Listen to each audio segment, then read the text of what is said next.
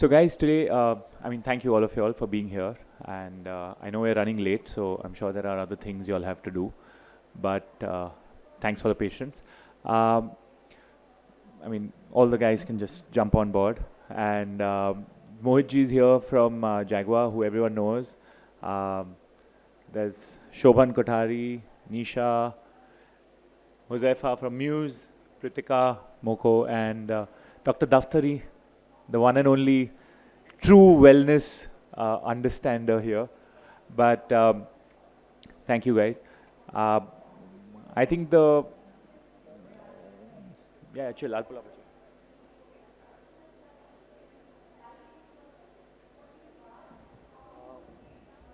Sorry, do you have those mics that float around? Yeah, can we have those? Um, so while they're figuring out the mics, I think my when when iDAC said that if we can do something with wellness, I think their immediate intent was more spas and those kind of spaces or those kind of designs. Uh, I think in general for us at Red, when we sort of take on a project, and then I have some questions which I've written while you guys were talking, but I'll throw those your way as sort of just argumentative points. But broadly, how we look at it is that, like Pritika pointed out, there are a whole bunch of stakeholders involved in any project, and wellness is very personal. Like Shobhan gave that analogy that when I'm on the beach, that's when I create my memories, or when I'm up on a trek, I create my memories, or that's when my mind is feeling well or is feeling balanced. But I'm kind of weird in that sense that I actually think that I'm quite balanced here. I mean, I'm feeling quite at peace with the world in general, engaging with people, working 24/7, not taking a break, and I think it's a personal wellness thing, and that is what I struggle with when we're designing spaces. Is that considering that mental wellness, like maybe someone is not comfortable on stage, not comfortable talking, and for them this is an awkward space to be, and for someone else it just comes intuitively, like it's not a rehearsed speech, it's just what comes to your mind. So when you're designing spaces, to what extent or what degree are any of us taking the time and effort to really get into or under the client's skin, understand them, what is their well-being? And when I say clients, I understand, like you said, it's easier for homes because it's a limited client base or a smaller pool. And when you're doing larger projects, it's a monstrous client base in some cases, and catering to each of those individual 4 lakh people entering or exiting that space is going to be challenging. But so my question to all of us is that to what extent are we able to pay attention to that is important. Like Nisha spoke about serene spaces with muted colors, but Josefa thinks, yellow ochre is the color of choice, and who gives a shit about simple colors? Having said that, I mean, he has his white home as well. But what I'm trying to say is that there's each of us and each of the users respond differently to spaces, and how much are we able to plan, or how much are we even trying to plan, is my big question for all of us. Okay.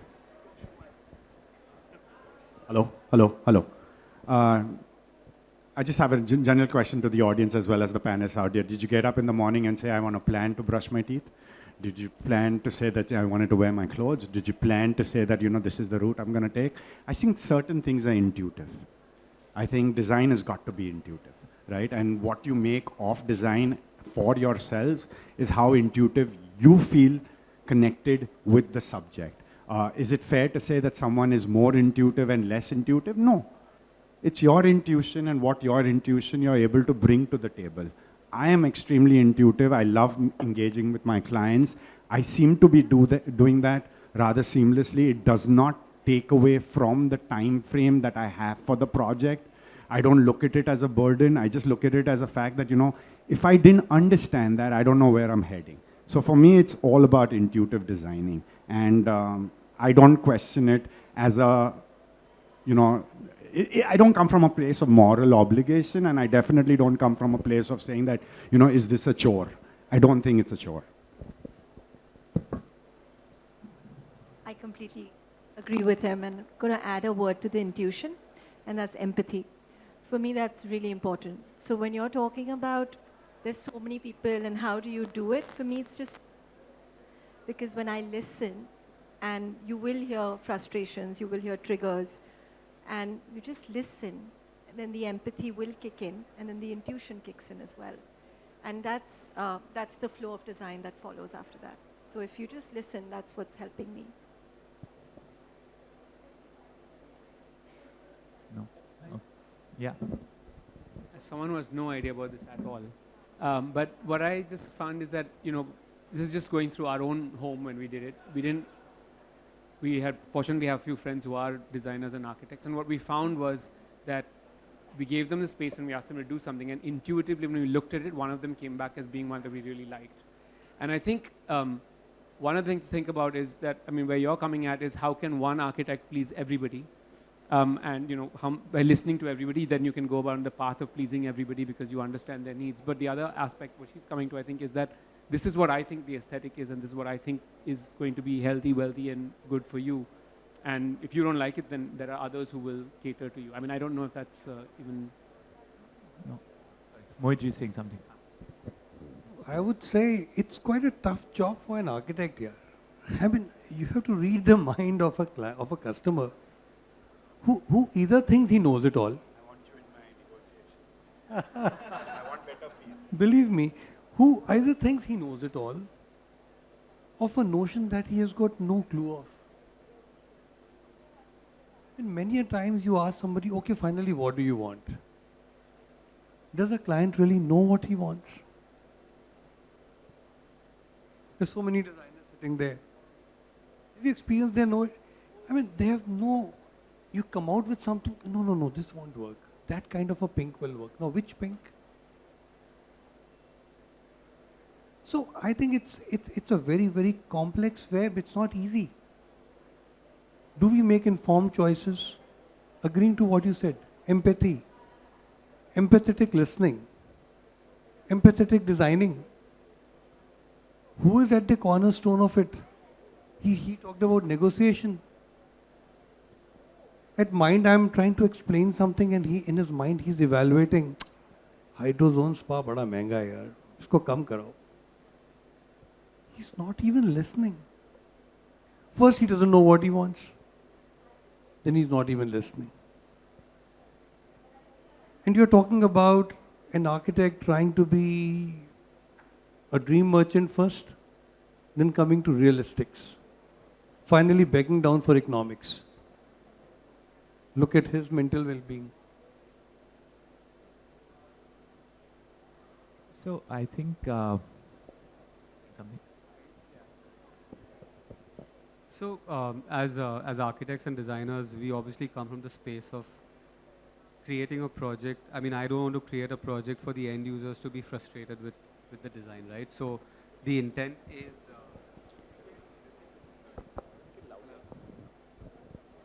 Hello? Yeah. So the intent obviously is to do good design. But sometimes it's also the stakeholders, right, who have very different perspectives. Like I know that, so we are doing a public transport project right now where the stakeholders are very heavily invested in how the experience of that particular, project should be for the end users. But we are also doing an institutional project where the stakeholders just want to begin term because fees are going to kick in, right?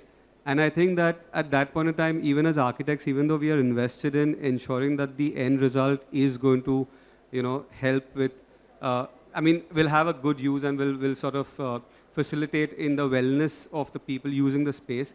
But sometimes it really doesn't come from the stakeholders. And that's where, even if you're empathetic to design and and being very true and honest to what we're doing, the collaborators are not as invested.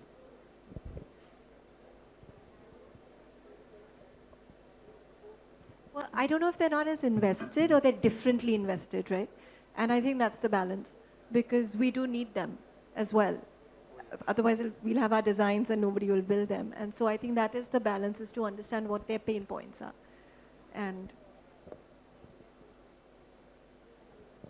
So talking about intuitive design, something that comes naturally to you, of course, is much easier. But the challenge is then to understand what the clients want, and if you have the ability to give them something different, why not? Of course, we do case studies, so we do homes which are, you know, we've got calm spaces, more muted tones, natural materials.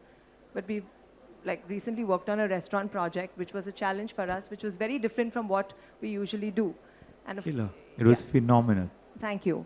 So basically now you mentioned that my homes are not devoid of color, but I sort of avoid, don't, you know, use too much color in our spaces. But for a restaurant, it was a very different approach. You have to create a vibrant space. It doesn't need to be a calm space. So we had to create a space that would, you know, set the mood, the right mood for that space. So it depends. It's very contextual at the end of the day. Yeah, so I think when we're designing spaces, right, we do a fair amount of homes as well. And in homes, I find it like listening is important. But there is a moment where you kind of interpret, right? The client gives you a design brief. And like Mohitji said, that it may not be, it could be sort of technical in terms of just quantifying, I want 3 rooms, 5 rooms, whatever, right? It could just be the technicalities of the spaces they imagine they want. What has worked for us and is kind of a little bit entertaining also, and I think it allows us a much deeper insight into the client. So there'll be almost like 3 or 4 sessions where we're kind of hanging out with the client. We're not working, right? We are making notes mentally. But it's really where you're kind of just letting them open up. And then what we've made as a sort of fixed habit is that we'll sit with them as a family. Sometimes they're large families. Then we'll sit with the respective couples. Then we'll dump them, from segregating them from each other, and then we'll sit with the spouses. And the beauty is that amazing shit comes out, right? They never say the truth in front of anyone until they've developed a certain amount of faith that I am the holder of their secrets, and I have to earn that trust, right? Once I've earned that trust, what it allows us is to cater to each person's well-being, Like right? therapy sessions for the family. It's a therapy session. But it is phenomenal because now that I know that, the husband secretly smokes a cigarette once in a while, and that she hates the fact that the smoke pervades into the bathroom and the clothes, or, someone throws clothes on the floor, or the number of shampoo bottles versus 0, like literally 1 particular bottle.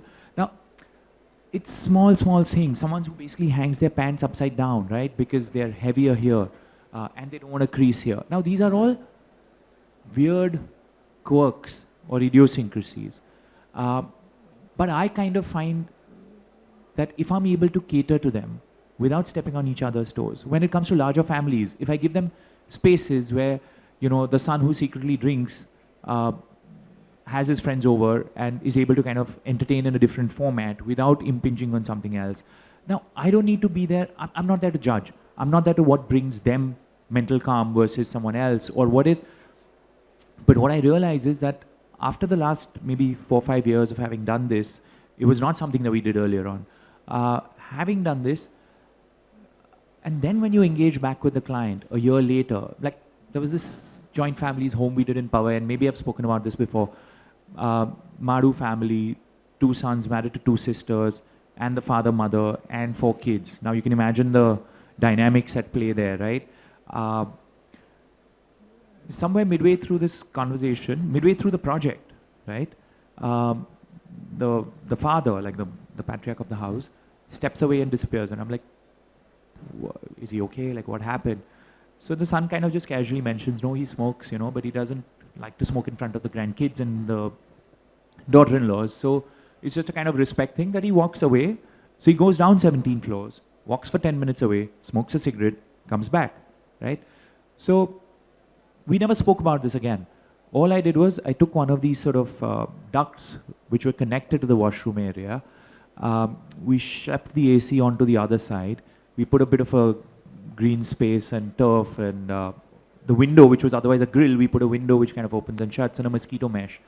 And we made sure it steps out from the shower space, right? So it's a weird ass space. Now, as it happens, the lady of the house makes this sort of badam barfi, which I love. So I was in the vicinity. They had recommended us for another project. So she said, "Arey, I've made it specially. Come." So I drop in. Then, as usual, I have this habit of surveying the project. Like, dude, how have you guys kept it? I want to know, right? To see what's working, what's not working. Not in terms of functioning, not functioning, but just what design intent has carried through. And I saw an ashtray there, right? So a 77-year-old guy is not going to give up smoking now, right? But to me, that is his well-being. That is his, smoking may not be in the traditional sense desirable from a well-being or a health point of view.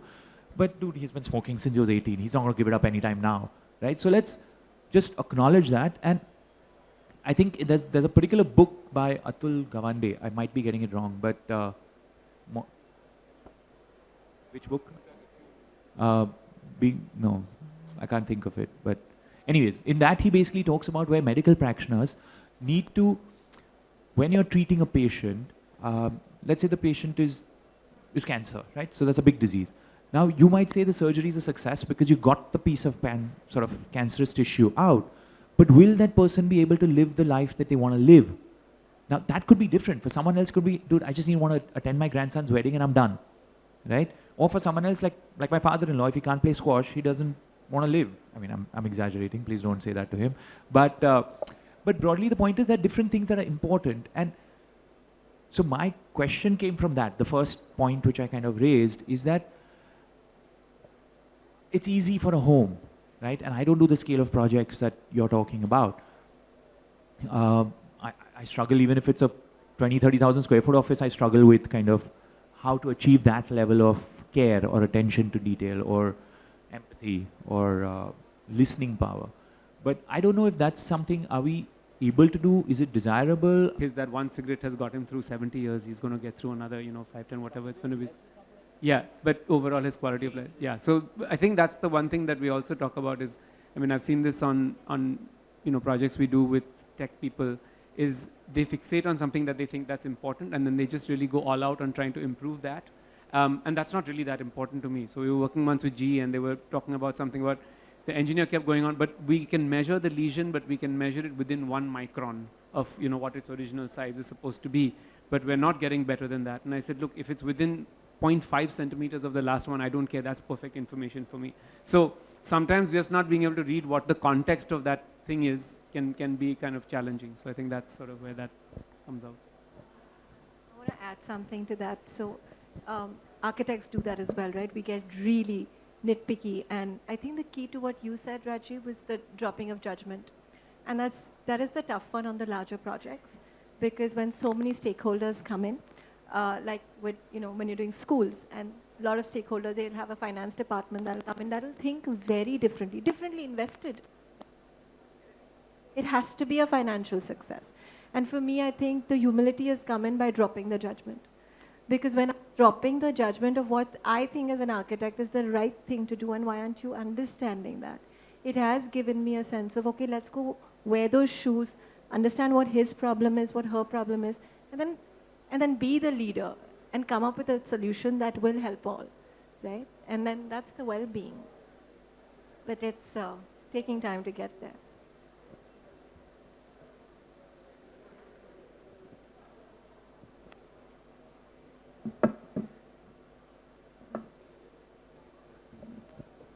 Okay, I think that's it. Thank you for your patience and listening to all of us.